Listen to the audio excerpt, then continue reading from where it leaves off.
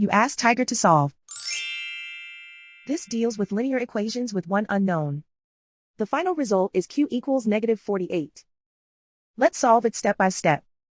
Swap sides. Group all constants on the right side of the equation. Subtract 93 from both sides. Simplify the arithmetic.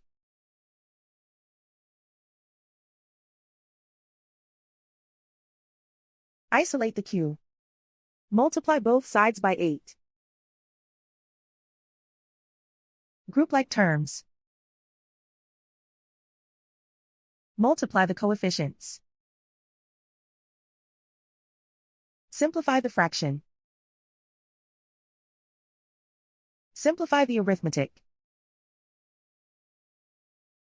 And so the final result is q equals -48.